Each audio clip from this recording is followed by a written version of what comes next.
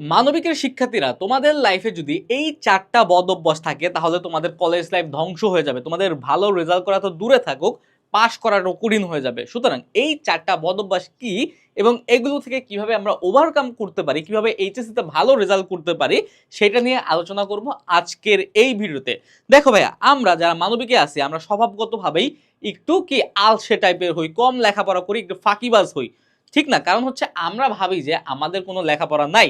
কিন্তু ভাইয়া ভুল কথা। তোমরা যদি মানবিক স্টুডেন্টরা যারা মনোযোগী, যারা টপার, তাদের জিজ্ঞেস করে দেখো, যারা ভালো একটা কলেজে পড়ে, নটর ডেমে পড়ে, তাদের জিজ্ঞেস করে দেখো যে তাদের কি পড়া কমতি আছে নাকি। তারাও দেখবা যে সায়েন্সের স্টুডেন্টরা যেমন করে পড়ে তারাও সারাদিন পড়ে। কারণ হচ্ছে মানবিকের স্টুডেন্টদের পড়ার শেষ নাই। তুমি যদি ভালো একটা রেজাল্ট করতে চাও, ভালো একটা ইউনিভার্সিটিতে যেতে চাও, অবশ্যই হচ্ছে তোমার ভালোভাবে লেখাপড়া করতেই হবে। এখন দেখো, তোমরা যেই বদভ্যাসগুলো করো, যে ভুলগুলো করো, সেটার মধ্যে সবচেয়ে বেশি সমস্যা হচ্ছে তোমরা কাল থেকে পড়বে এই অভ্যাসটা তোমাদের মধ্যে অনেক বেশি থাকে। তোমরা ভাবো যে মানবিকের পড়া খুব সহজ, আজকে না পড়লে হবে, কালকে পড়লে হবে।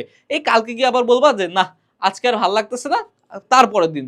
এইভাবে করতে করতে করতে করতে এক্সাম হচ্ছে কাছে চলে আসে, দেখা যায় তোমাদের পড়াই হয় না। এক্সামের আগের রাত্রে কোনো মতে কি নাকে মুখে লেখাপড়া করা। আসলে কি এইভাবে লেখাপড়া হয়?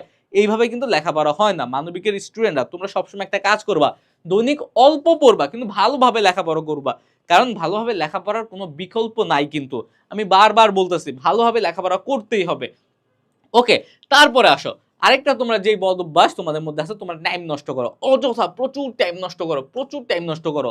তোমরা দেখবা যে লেখাপড়া তো করোই না, মোবাইল ফোনে তোমরা প্রচুর পরিমাণে অ্যাডিক্টেড থাকো। তার পাশাপাশি তোমার সোশ্যাল মিডিয়া, তোমার ঘোরাঘুরিতে, আড্ডাবাজিতে, লেখাপড়া বাদে তোমাদের লাইফে সব আছে। এটা কিন্তু আমি তোমাদের কমন পার্সপেক্টিভ থেকে বলতেছি ভাই। আমিও যেহেতু একটা মানবিক স্টুডেন্ট ছিলাম, আমি কিন্তু বুঝি যে তোমরা কোন কোন জায়গায় ভুলগুলো করো। এই ভুলগুলো করা যাবে না, টাইম নষ্ট করা যাবে না। তোমার কাছে টাইম আছে, তুমি একটু কি নিজের স্কিল ডেভেলপমেন্টে ফোকাস করো, তুমি কনসেপ্ট ক্লিয়ার করো। আগে কনসেপ্টে ফোকাস করো। কনসেপ্ট যখন ক্লিয়ার হয়ে যাবে তখন রাইটিং এ ফোকাস করো, যখন রাইটিং ঠিক হয়ে যাবে তখন হচ্ছে কি এমসিকিউ প্র্যাকটিস করো। এইগুলো যদি তুমি করতে পারো, তোমার আর কিছু লাগবে না। যদি আরেকটু সময় থাকে, তুমি হচ্ছে ওয়ার্ড মিনিং শিখো। ভাইয়া, এগুলো যদি একবার তোমার হয়ে যায় না, তোমার আর কিছু লাগবে না। তোমার কোথাও লাইফে কোথাও আর তোমার কি বাধাগ্রস্ত হতে হবে না। তুমি এইগুলো কোথা থেকে শিখবা? তোমার বই আছে, তোমার টেক্সট বুক আছে, তোমার বাসায় হোম টিউটর আছে, তোমার কোচিং এর শিক্ষক আছে। তোমাদের যাদের কিচ্ছু নাই, তোমাদের আমাদের কোর্স আছে, কোর্সে সকল কিছু দেওয়া আছে। তো সমস্যা কি? তুমি বইটা দাগাও বসে বসে। যদি বই দাগানো না থাকে, আমাদের কোর্সের যে দাগানো বইগুলো আছে সেগুলো পড়ো। তোমাদের সামহাও কোনো না কোনোভাবে লেখাপড়া করার কিন্তু ওয়ে আছে। টাইমগুলো এইসব জিনিস যদি কাজে লাগাও, স্কিল ডেভেলপমেন্টে দাও, তাহলে কিন্তু দেখবা যে একটা না একটা সময় তোমরা এটার ফিডব্যাক পাবাই। এটা কি শুধুমাত্র কি এইচএসসি তে কাজে লাগবে? না, অ্যাডমিশনে কাজে লাগবে। তোমরা যারা দেশের বাইরে যেতে যাচ্ছ, আইএলটিএস পরীক্ষার ক্ষেত্রেও এইগুলো writing skill, word meaning skill, এগুলো সব তোমার কাজে লাগবে। ওকে, লাইফে এগুলোর খুব বেশি দরকার। এই কারণে টাইমটা নষ্ট না করে এই সবে কাজে লাগাও।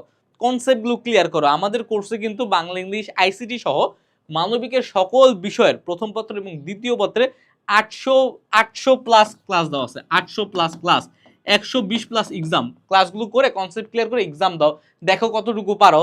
তার পাশাপাশি 225টা অধ্যায় দাগানো বই দেওয়া আছে। অর্থাৎ মানবিকের সকল বিষয়ের প্রথম পত্র আর দ্বিতীয় পত্রের বই দাগানো দেওয়া আছে। দাগানো বই থেকে তো কমন আসবে, ঠিক না? এমসিকিউ, সিকিউ সব দাগানো বই থেকে আসবে। সুতরাং এগুলো পড়ো, সমস্যা আছে, টাইমটা কাজে লাগাও। রাইটিং গুলো প্র্যাকটিস না করা, এটা হচ্ছে তোমাদের সবচেয়ে বড় ভুল। তোমরা পড়ো ঠিকই, ভাবো যে মানবিকের পড়া মুখস্থ, ঠাডা মুখস্থ করে রাইটিং প্র্যাকটিস করতে পারো না। কিন্তু তোমরা বুঝো না যে মানবিকের হচ্ছে সবচেয়ে বেশি লেখা, প্রচুর লিখতে হয় মানবিকে, প্রচুর লিখতে হয়, মানবিকে প্রচুর লিখতে হয়, কিন্তু তোমরা কি প্রচুর লিখো? তোমরা লিখো না, তোমরা জাস্ট প্রচুর পড়ো। অনেকে প্রচুরও পড়ো না, আন্দাজে বলো যে বানায় বানায় লিখবো। অ্যাকচুয়ালি লাস্টে গিয়ে কিছুই হয় না। তোমাদের প্রচুর প্রচুর কি হাতের লেখা প্র্যাকটিস করতে হবে, রাইটিং স্কিল গেইন করতে হবে, প্রেজেন্টেশন স্কিল গেইন করতে হবে। যখন এগুলো করবা তখন দেখবা কি অটোমেটিক তোমার রেজাল্টটা ভালো হয়ে গেছে। এই লেখা প্র্যাকটিস করে না, এটা হচ্ছে মানবিকের 95% স্টুডেন্টের মিস্টেক। তোমরা 95% স্টুডেন্টই রাইটিং প্র্যাকটিস করো না। রাইটিং প্র্যাকটিস করতে হবে ভাইয়া। তারপরে এই মোবাইল অ্যাডিকশনের কথা তো বললাম, এই মোবাইল অ্যাডিকশনটা অনেক বেশি। মোবাইল অ্যাডিকশনটা বাদ দাও, এই সময়টা লেখাপড়ার পিছিয়ে দাও, একটু খেলাধুলা করো, একটু হাঁটাহাঁটি করো। ভালো কিছু করো যাতে তোমার মাইন্ডটা ফ্রেশ থাকে। যখনই মাইন্ড ফ্রেশ থাকবে, ব্রেইন থেকে ক্ল্যাটারগুলো বের হয়ে যাবে, তখন তোমার এই লেখাপড়ার প্রতি তোমার ফোকাসটা বাড়বে। তোমার কনসেপ্ট ক্লিয়ার করতে পারবা, ইজিলি একটা পড়া ধরতে পারবা, পড়া বুঝতে পারবা। যখন পড়া ধরতে পারবা, বুঝতে পারবা, তখন দেখবে কি অটোমেটিক লেখাপড়াটা ভালো লাগতেছে। ওকে, আর যদি পড়া না বুঝে ঠায়রা মুখস্থ করো, দুদিন পরে ভুলে যাবা, এটাই স্বাভাবিক। বুঝে তারপর পড়তে হবে। এখন কিভাবে বুঝবা? কলেজের টিচারের কাছে বুঝবা, হোম টিউটরের কাছে বুঝবা, বড় ভাই বোনের কাছে বুঝবা, মানে কোর্স থেকে বুঝবা, অনলাইনে অনেক রিসোর্স আছে সেগুলো থেকে বুঝবা, কিন্তু বুঝে পড়বা। মানবিক শিক্ষার্থীরা এই ভুলটা করবা না, না বুঝে কিছু পড়বা না। ওকে, তাহলে ভাইয়া এগুলো টিপসগুলো ফলো করো। আশা করছি এই 4-5টা যদি বদ অভ্যাস তুমি তোমার লাইফ থেকে বাদ দিতে পারো, তোমার কলেজ লাইফটা, স্টুডেন্ট লাইফটা, অ্যাডমিশন জার্নিটা খুবই স্মুথ হবে।